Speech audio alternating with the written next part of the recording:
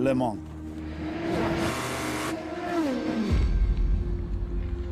A picturesque city in northern France, which once a year goes wild.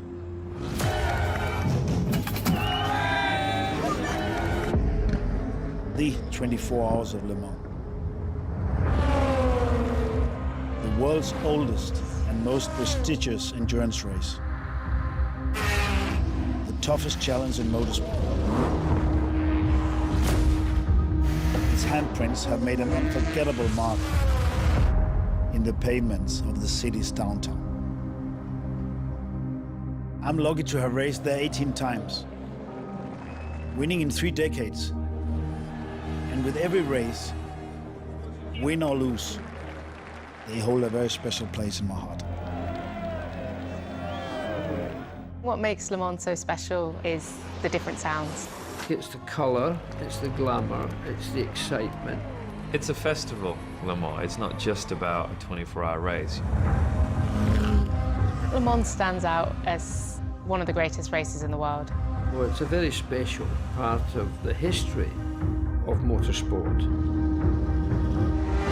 A century's worth of memories, innovation, and human endeavor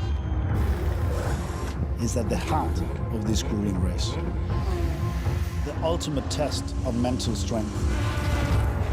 To finish first you have to finish. Push hard and always expect the unexpected.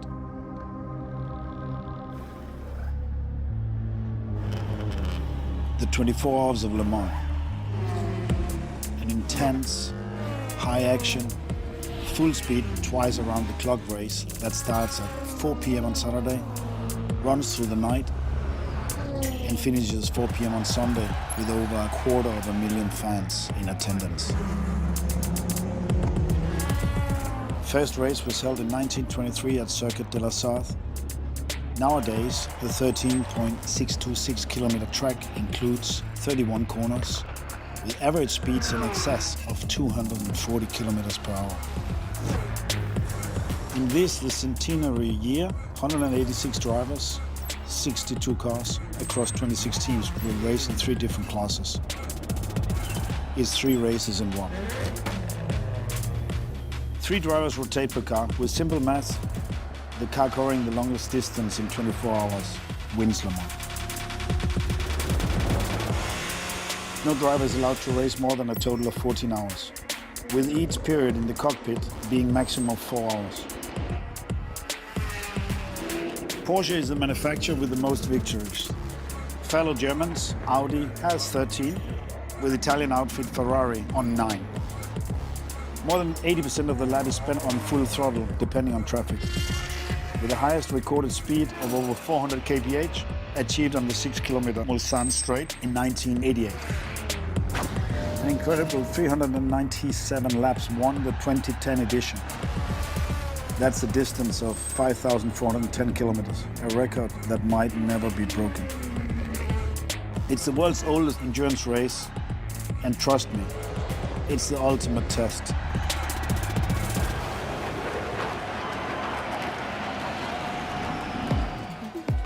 It's a festival, Le Mans.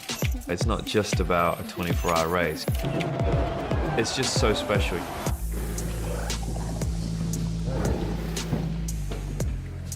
It would have been late 80s, early 90s. I started watching Le Mans. I was 8 to 12 years old. They didn't have chicanes on the straight, so the speeds were just phenomenal. I raced in Formula One for so many years, and you're against your teammate. You're the first person you've got to beat. But in endurance racing, it's that teamwork that helps you fight for a victory. So that's what I love about Le Mans. Le Mans 2018, I was not prepared. It was cool up to do the race. I did the test day, I just thought, wow, this is nuts. This circuit takes a while to get used to. And then you throw traffic into the mix. It's crazy. And then with 50 minutes to go, the engine blew up. That was tough. But I still came away with a great experience, and it made me definitely hungry to race again. I'm racing at Le Mans this year in a NASCAR stock car. This thing is a monster, an absolute monster. There's nothing else like it on the grid. The big thing for us is trying to take NASCAR, which is 1,800 kilograms, and trying to make it into an endurance car. I think finishing would be pretty awesome.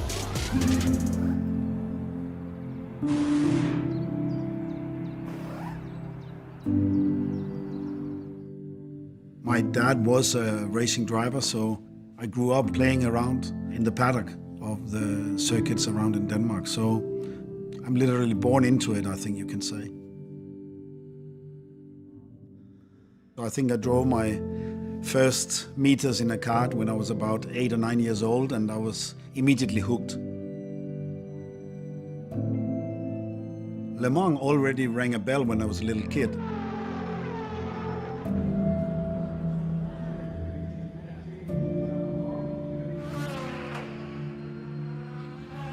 Le Mans is very special.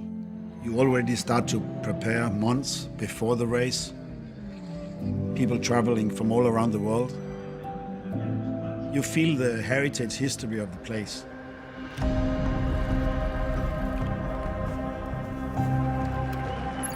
My debut win in 1997 was special. It was certainly bred into me that you had to be determined, you had to work hard.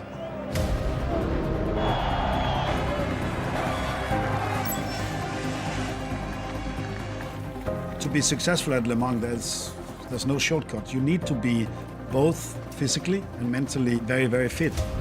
It's 24 hours, night and day.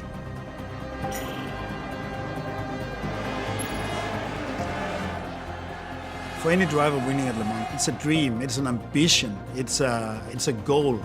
And when it becomes reality, you are absolutely proud.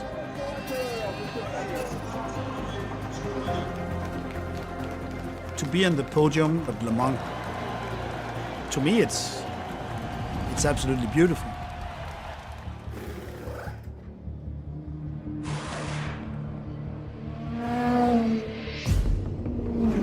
Driving at night at Le Mans is the most fascinating. The sensation of driving at night pushes your pulse rate up. Everything just feels faster. Your heartbeat is faster, your focus is more intense. You don't blink. You don't really see apex of corners. You're just trying to use your knowledge of where the circuit is during the daytime and try to hit these spots to make sure that you're getting the braking points which create temperature in both the brakes and the tires at optimum. Because this is the tools to perform during the night.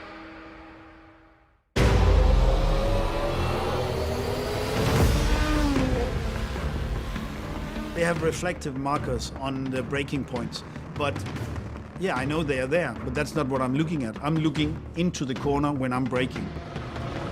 When you're fighting with the competitor, if he's behind you, you get the shining light from the mirrors reflecting into you. Oh God, it's irritating. So yes, it can be your worst nightmare.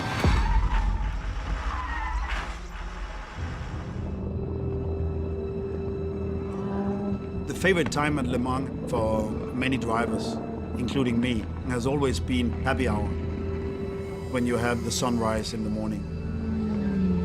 You start to see what you're actually doing, and if you're in the car at dawn and you have the rhythm and you have a fast car underneath you,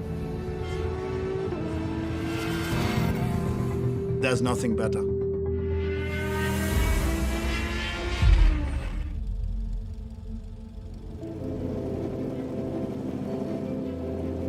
But probably one of the greatest race events in the world. Very special part of the history of motorsport. I think everybody should drive at some point or other at Le Mans. There's a sophistication of motorsport in Europe, not just amongst the drivers, the mechanics, the engineers, but the audience, the fans, have got PhDs in motorsport history, and Le Mans has got such a long history.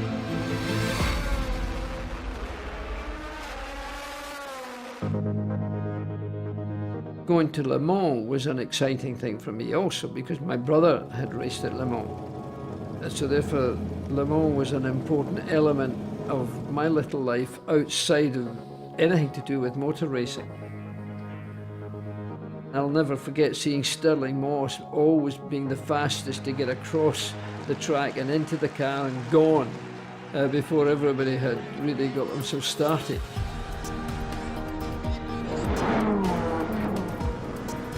Le Mans is Le Mans. No matter what any other Daytona or Indianapolis or Monte Carlo talk about, Le Mans has to be in there, in that group.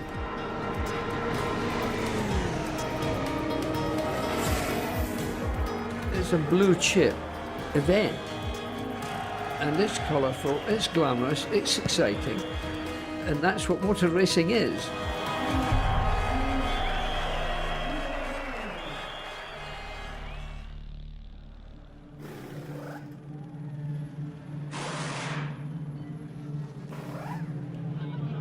In 2008, we were a great team. Audi came with this V12 TDI engine. We had a fantastic fight with the French giant Peugeot Sport. We were certainly not favorites. We couldn't win on speed. Everyone told us.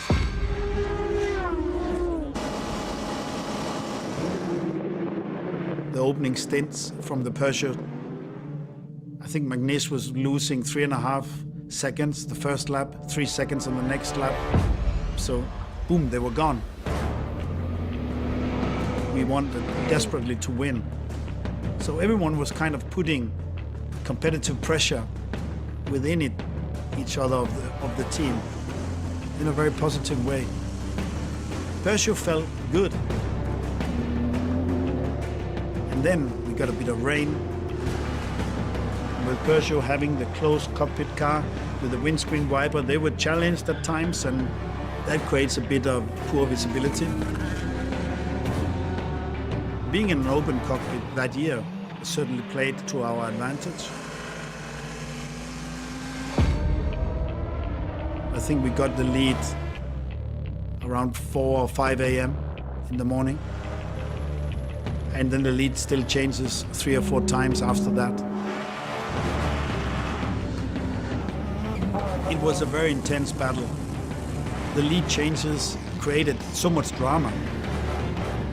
Of course, it was incredibly exciting. And a lot of people within the industry call that the best ever race. And so, in that sense, thanks a lot. It was good to win.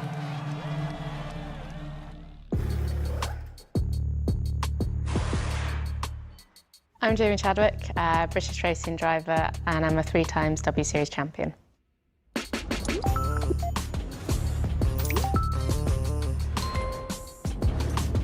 I think my first memories of Le Mans probably started watching it when I was growing up on TV. The uniqueness of the race, it stands out from any other race in the world. It's got its history, it's got its heritage. It's the one everyone wants to win, so I think that's why all the drivers, all the teams, they work that much harder, they put that much more into it, and that makes it that much tougher. Every driver goes into it knowing that they have 24 hours, so they've got to play the long game, play it safe. But you tell a racing driver that and they're side by side with a bunch of other racing drivers, then they all go for it.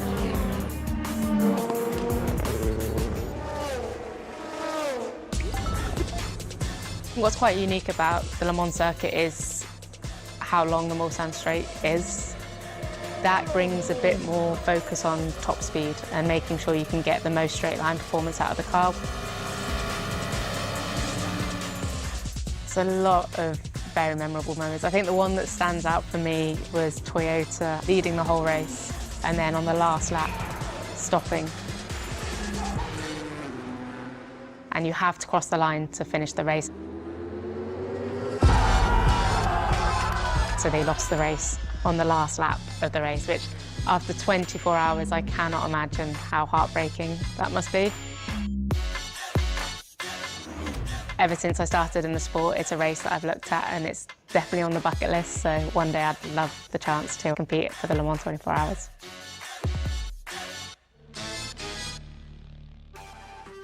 My name's Lena Gade, and I was a race engineer for Audi Sport Team Joost.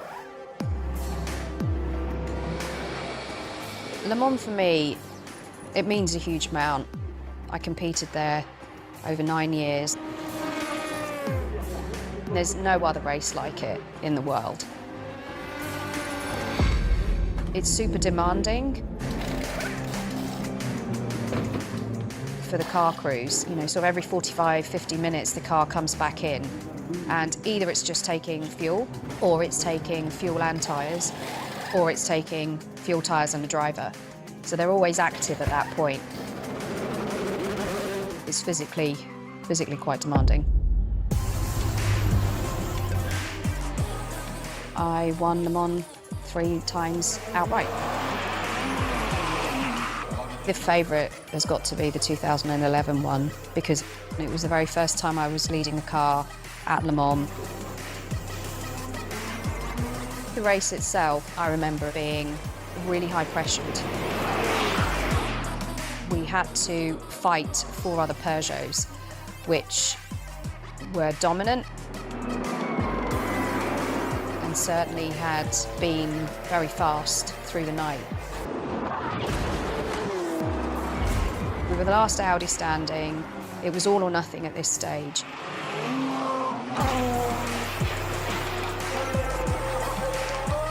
So as soon as the car crossed the finish line, there were tears and a lot of emotion. And it took a while for me to register that actually, okay, the car's crossed the finish line, Audi Sport have won. There was nothing like it. It was a huge part of my career.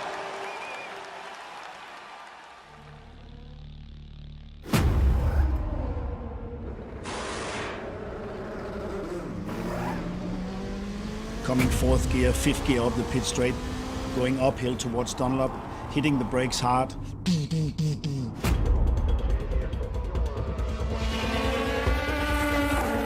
Go under the Dunlop bridge, 4th, 5th gear, winding it downhill towards the left. Be careful on the bump on the right. The car gets very unstable there, so you kind of open the steering a little bit just to breathe the car through there. No braking for Tata Rouge. You're in top gear and you're already traveling now 320, going faster and faster. And then I hit the braking point and I'm coming from 340, 342 down to 2nd. Immediately after, flat out, 4th gear, 5th gear.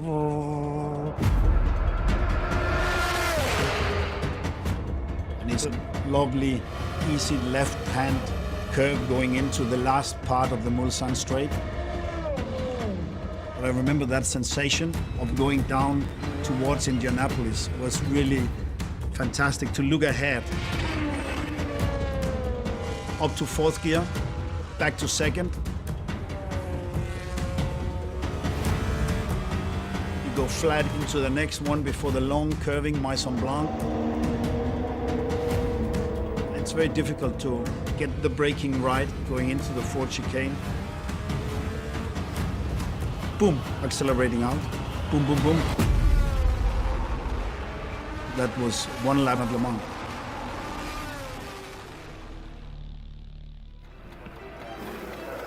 I'm no specialist in 24-hour races. It was 1965, I think. It was a big experience for me. Graham Hill, of course, was the #1 driver. I was the puppy, the #2 driver at that time. We tossed up to see who would start the race. Graham started the race, but he made a mistake at the end of the Mulsanne Straight.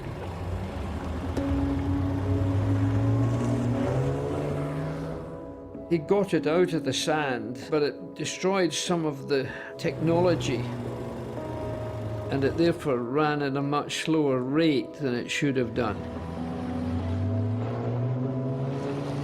Beautiful car, aerodynamically a beautiful car. It was a gas turbine. There was no brakes from the engine. It was a very difficult car to drive in some respect, but a beautiful car to look at. It was a different type of driving, and there was also a delay on the acceleration. But we did finish the race. In fact, I think we finished it in the top 10. The embarrassment was that Jochen Rindt won the race, who was a great pal. But he lapped me every 3 laps, which was really annoying. And I had to draw over to let him through. But nevertheless, we did finish. So I'm a Le Mans finisher, certainly not a winner.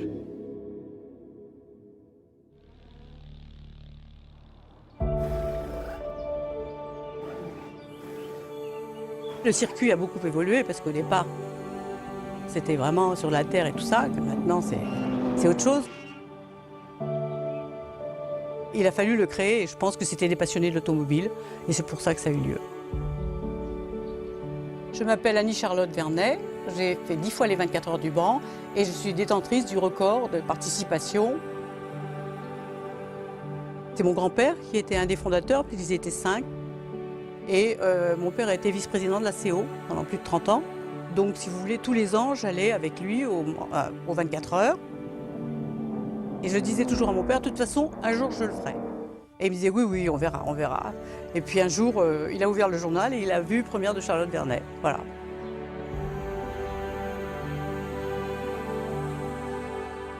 Je suis née au Mans et j'ai fait participer 10 fois aux 24 heures du Mans. La première fois, j'ai participé toujours sur une Porsche en premier, et c'était en 74.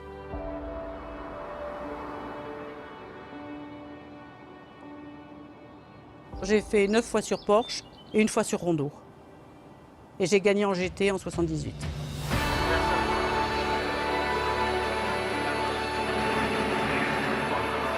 Le circuit du 24 heures du Mans, c'est tout à fait particulier. C'est une ambiance tout à fait à part.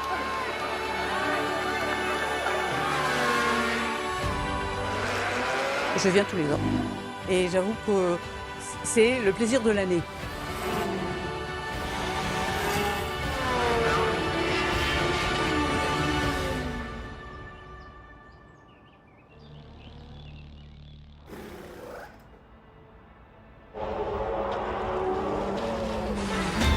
Le Mans is very special. It's quite a sleepy, quiet town when the race isn't on.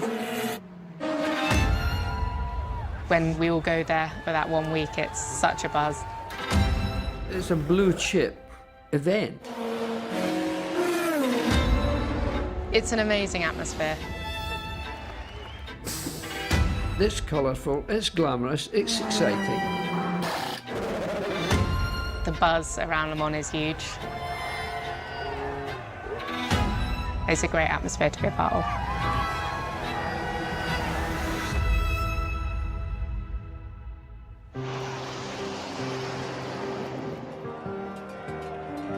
It's a festival, Le Mans. It's not just about a 24-hour race. There's things to do, there's the classic cars to look at, there's kind of the museum and the history of Le Mans, especially this year for the 100th year. You get to the racetrack sometimes nearly a week before. people traveling from all around the world.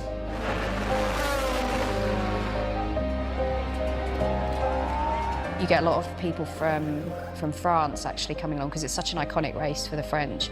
And what always struck me was how much they knew about the cars and about the teams and the people that worked there. It's obviously the biggest motor race in the world. The atmosphere is quite different to other race events. It's so much a festival. They're fans of the race. They love the action, they love the emotion. And for me, the emotion is key to Le Mans. Endurance racing has always attracted competitors from both genders. Something that's great about Le Mans is it really is an equal playing field. Men and women can compete equally. Une fois que vous avez le casque sur la figure, personne ne sait si c'est une femme ou un homme. I'm Jamie Chadwick, a British racing driver. I think the fact Le Mans is such a prestigious race is huge. We have a few all-female cars. Those all-female cars are having amazing success. So it's great that now we can switch on the TV and young girls can see a lot of women competing now. If you can see it, you can be it, is the term I like to use. Je m'appelle Annie-Charlotte Vernet, j'ai fait 10 fois les 24 heures du Mans. Il n'y a pas un classement féminin et un classement masculin. Vous êtes à la même échelle, vous partez dans les mêmes conditions, vous avez les mêmes voitures et tout. Et c'est à vous de vous bagarrer pour être dans les premiers avec des hommes. C'est pas une question de force là, c'est une question de finesse, d'intelligence. Donc l'égalité est normale. My name's Lena Gade. I was a race engineer for Audi Sport Team Yoast and I won Le Mans 3 times outright. When I was getting into motorsport, I never once thought I wouldn't make it because I was female. There are female engineers and mechanics throughout the paddock. It shouldn't matter who you are, you should be able to be a part of that race. We can compete equally with men and we've seen that, and we've seen so many talented female racing drivers have success in that race. Je pense que là, on va avoir bientôt des très très bons résultats féminins. Et je pense qu'il n'y a aucun problème pour qu'une femme gagne les 24 heures. Et je le souhaite d'ailleurs. I certainly can't pick just one Le Mans to mention in terms of my favorite. I learned a lot from all of them. My debut win in 1997, I was only called 4 days before. I found it the ultimate challenge you can do as a racing driver. The wins with Audi, 2000, 2001, 2002, it was very special. We did it, it's brilliant. 2003 was with Bentley, the most elegant racing car I've ever driven. I'm very, very happy. 2005, I believe that's the race where I was the strongest of all. That was the year when I surpassed Jackie Ick's record. Late in the evening, after joy completely destroyed, I listened to my answering machine. Congratulations, you deserve it. Jackie, that was cool. My last Le Mans win was 2013. And there was an accident with a friend of mine, the great Dane Allan Simonsen. I knew before I got in the car, I knew that he didn't make it. The race was tough. It was a great race, and Allan was absolutely a great Dane. I dedicate this victory to Allan Simonsen. I tried to get my 10th, but that was my last win. It's special standing on the podium. To me, it's absolutely beautiful. Rivalries lie at the heart of the 24 hours of Le Mans. One of the most documented was the battle between Ford and Ferrari, a conflict that started in the boardroom and played out on the track. From 1949 onwards, Ferrari had been the dominant force in motor racing. Pour Ford, qui était le plus grand constructeur mondial, j'ai dit il faut que je prouve quand même que les Ford sont les meilleures voitures du monde. Et on lui a dit la meilleure manière de prouver qu'une Ford c'est la meilleure voiture du monde, il faut aller battre Ferrari au Mans. Ferrari qui était vraiment la voiture de course par excellence. D'autant plus que Ford a essayé de racheter Ferrari. Et Enzo Ferrari a envoyé balader. Et donc M. Ford a dit, eh ben, on va aller vous battre au Mans. It's a sort of magical Hollywood type of statement that suddenly the Ford Motor Company was going to come over to Le Mans and take on the Europeans. And everybody thought they'll never catch up with Ferrari, Maserati, Porsche. In 64 and 65, Ferrari came out on top yet again, while the Fords were troubled. But failure only fueled the Americans' obsession. And in 66, Ford produced their GT40 Mark II, improving drivability, reliability, and speed. Ford not only won their first Le Mans, but took all 3 podium places. L'exploit, c'est Ford qui l'a réalisé, c'est sûr, à cette époque. It wasn't just a first, it was a second, and so forth. It was a great performance.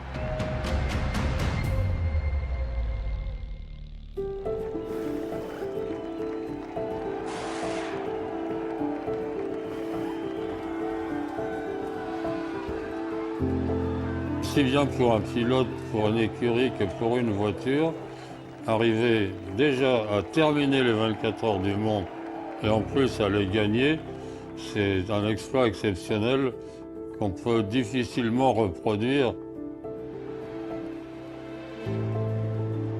À partir de 1966 aux 24 heures du Mans. Donc j'ai couru 33 fois et j'ai eu la chance de gagner 4 fois. Alors dans toutes mes victoires, de laquelle je suis le plus fier, comme tout ce qui arrive dans la vie, je crois que c'est ce qui arrive pour la première fois. Et donc je suis évidemment fier de ce qui s'est passé en 1972. J'avais un coéquipier extraordinairement prestigieux. Moi, j'étais un tout jeune pilote chez MAZDA. Graham Hill avec Henri Pescarolo dans une voiture française qui partait pour essayer de gagner la course la plus prestigieuse du monde. Et c'était la première fois pour MAZDA, la première fois pour moi et la première fois pour Graham Hill. Donc je suis fier de cet ensemble. Est-ce que je suis fier d'avoir participé 33 fois aux 24 heures du Mans? Je crois que c'est effectivement assez rare de pouvoir conduire aussi longtemps dans la même épreuve. Il y en a un qui est pas loin derrière moi actuellement, c'est Emmanuel Collard, mais je suis pas sûr qu'il arrive jusqu'à 33 quand même. Le Mans is the ultimate endurance test. Man machine. I first became a fan in '98, and I first went there in '98 because I was racing in it, but actually didn't turn a wheel because the car retired before I even got to it. And then 1999 was a very high-profile event for all the wrong reasons. We had some high-profile flips. Got off very, very, very lightly considering what could have happened. I then raced there 14, 15, 16. They were leading in 14, had an engine failure with about 90 minutes to go. So that was pretty tough. 15 was an incredible race. You get in a bit of a trance really. High speed, low speed, picking your braking points off, and that's a beautiful feeling. Finished second, we got very close to winning it. 16, we were flying, looking very, very good. But we had a water pump issue. So something we'd never had before. Now, we had a really good chance personally to get to victory there, but it just wasn't meant to be in those 3 years. 17 guys retired, so I went back there as a Grand Marshal, and Timo and Brendan won the race with Porsche, so that was our car, and they were still using my seat in that car from the previous 3 years. It was really cool given the trophy and being part of that victory in a bizarre sort of way. I was a totally different driver from the first time I went to Le Mans to when I went there the second time, there's no question about it. But that's Le Mans. I think, ultimately it really picks you if you're going to win it. There's obviously been some crazy victories there. And that race, you'll never see so many grown men cry, like it's really the emotional, I think you're so tired. It's quite a traumatic event. When you win or you lose, and then you see the emotions come through, which is pretty awesome.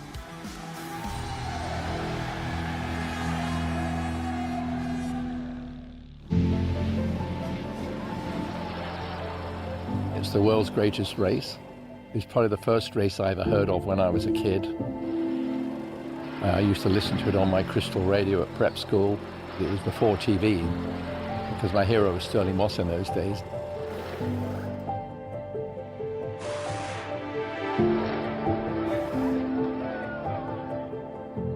I've said to people before, there's no one win that sticks that much in your mind, because I never won a race by 10 feet. I suppose the first win in '75 with Jackie X was my most memorable, because it was the first and the one that I thought was never achievable.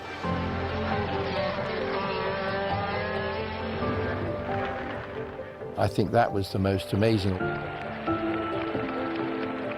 We knew how to do it. Once you've done it 2 or 3 times, you know the way to drive. It's not taking a chance. So I was probably more conservative than I should have been, but I didn't have accidents. And if you have accidents, you don't win.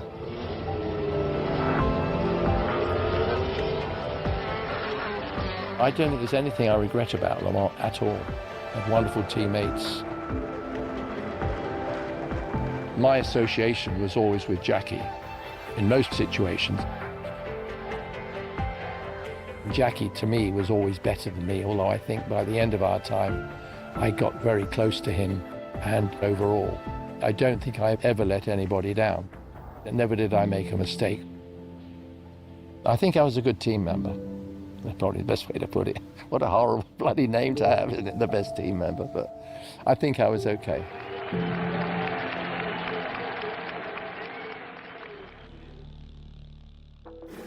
Start at Le Mans has always been fascinating. It's a brilliant atmosphere. It's really, really a special grid at Le Mans. The start of the race, the grandstands are absolutely full. There's never an empty seat. One thing I find amazing is as soon as the race starts, the sound doesn't stop for 24 hours. Back in the day, the cars were lined up. The drivers from the other side of the track would run to the cars, jump in, put on the ignition, put the car in gear and lead, the so-called Le Mans start.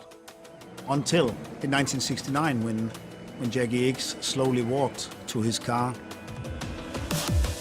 La moitié des pilotes démarraient sans attacher leur ceinture, donc c'était dangereux. Jackie, il a pas couru vers sa voiture, il a marché vers sa voiture, il s'est installé, il a attaché ses ceintures, et il est parti le dernier, et il a gagné la course. Il y a des choses qui devaient être changées, surtout de ceux qui ont eu des aventures et des situations bien périlleuses avant mon arrivée. C'est une mise à jour qui me semble, et qui me semblait, me semble encore aujourd'hui, indispensable. Now, it's a rolling start. That start is quite nerve-wracking, I'd say. You need it to be clean, because you can't win Le Mans on the first lap, but you can 100% lose it on the first lap. For me, I find it's the highlight of the race because I think every driver goes into it knowing that they have 24 hours, so they've got to play the long game, play it safe. But you tell a racing driver that and they're side by side with a bunch of other racing drivers and they all go for it.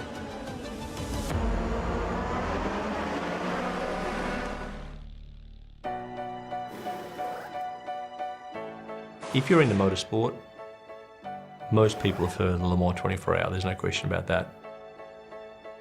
It's a big race.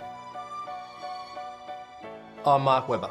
My Le Mans hero was and is Tom Christensen.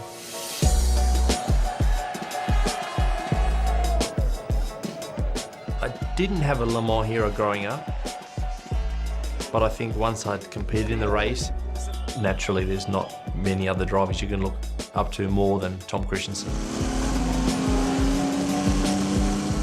Tom for me is what he's achieved at the race, his strike rate of victories, different manufacturers he's won the race with, of course lots of different conditions, so the scenarios that guy's seen to be able to have that level of success at Le Mans is quite extraordinary. Tom was into the details, which of course a lot of us are. His standards incredibly high. I'm so proud of the team. Doesn't rest on his laurels, of course. I'm just very happy to be chosen to be a small part of it. He is not shy to put the work in. Big work ethic. We can go out and spank and put pressure. Got a good bit of banter as well, but I think he's just got a tremendous heart. Great guy. Big Audi party tonight, tomorrow, day after tomorrow.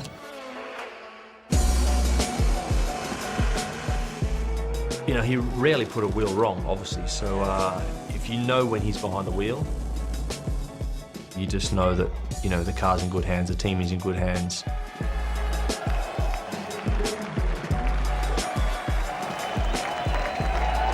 Really cracking guy. And Denmark are proud of him, and they should be proud of him, as is, you know, global motorsport. You know, TK needs no introduction.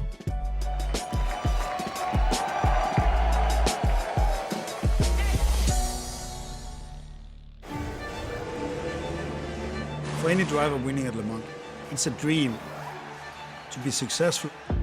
I believe you need quite a lot of attributes. You need to be fast. At Le Mans, you're moving with an average speed in excess of 225 kilometers an hour. Anyone can be fast one lap, but you need to be fast for 40 laps. Donc la grande qualité d'un pilote du Mans, c'est de savoir ressentir ce qui se passe dans la voiture, comment elle évolue, comment on peut l'exploiter en fonction de cette évolution. Il faut protéger sa machine, il fallait la respecter, il fallait l'amener à l'arrivée. En fonction du déroulement de la course, il fallait gérer sa machine de telle sorte qu'on ait une voiture performante si besoin était à la fin. You need to be fearless. You have to accept traffic at some times. Of course, you have to get through it as fast and efficient as possible. You need to be fearless, but you need to be in control.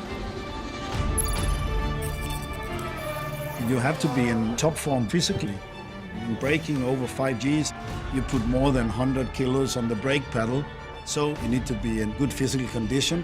Il faut déjà avoir plusieurs fois la chance. Alors je crois que pour gagner au Mans une fois, il faut déjà avoir beaucoup de chance. Et la 3 fois, ça a été moi. Vous me direz que Christensen, c'est 9 fois. C'est un exploit exceptionnel.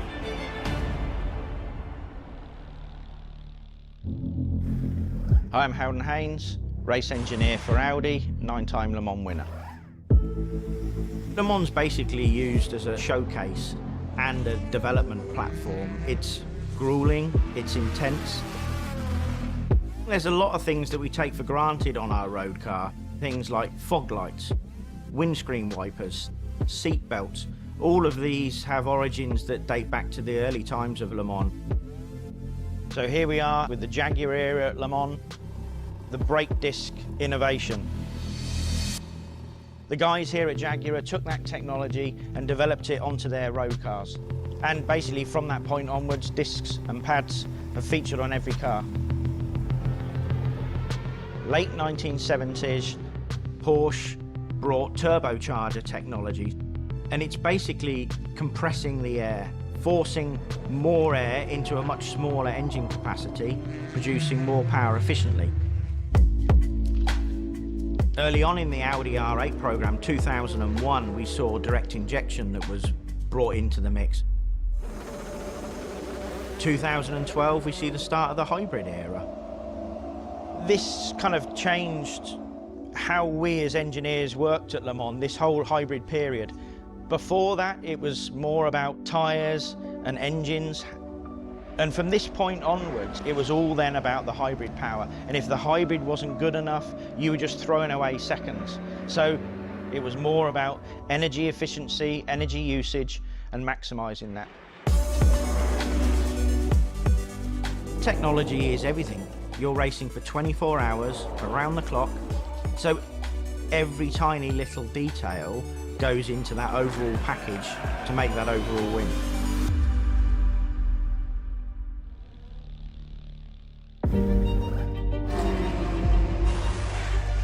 For any driver winning at Le Mans, it's a dream, it's an ambition. La victoire, c'est surtout le partage de ce moment avec la foule qui est passée des gradins à la piste. C'est une marée humaine.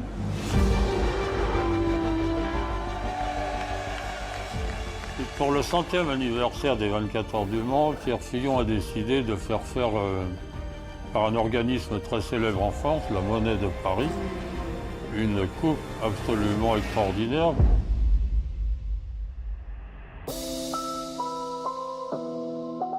Je m'appelle Joaquin Jiménez. Je suis le concepteur du trophée du 100e anniversaire des 24 heures du Mans. Quand on m'a confié cette tâche de créer ce trophée, évidemment, j'en ai reçu une grande fierté. Pour moi, ça a été un rêve absolu. Alors, pour concevoir ce trophée, je me suis rendu compte qu'avant d'être une épreuve sportive, c'est aussi une épreuve humaine. C'est-à-dire que c'est une équipe qui gagne. Et une équipe qui n'est pas seulement que les pilotes, mais toutes les équipes autour, tout le staff. Vous verrez que le trophée est en deux parties. Une piste qui s'enroule sur elle-même, une piste de jour, une piste de nuit, qui va évidemment arriver au sommet vers la victoire et vers le drapeau. Alors quand je verrai le trophée brandi par les vainqueurs, j'en ai une fierté parce que ça n'arrive qu'une fois dans la vie de faire ce genre de choses.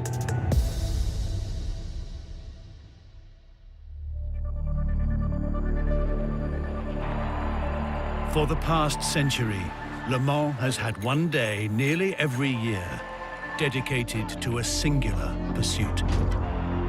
24 hours of racing, which these drivers spend pushing themselves beyond every limit, harnessing their machine's performance, perfecting their own, building ever more momentum forward. These 100 years have made the 24 hours of Le Mans the true pinnacle of its sport. And yet, to this day, their chase continues. Because theirs is a race to excellence, and it knows no end. Rolex celebrates 100 years of the 24 hours of Le Mans.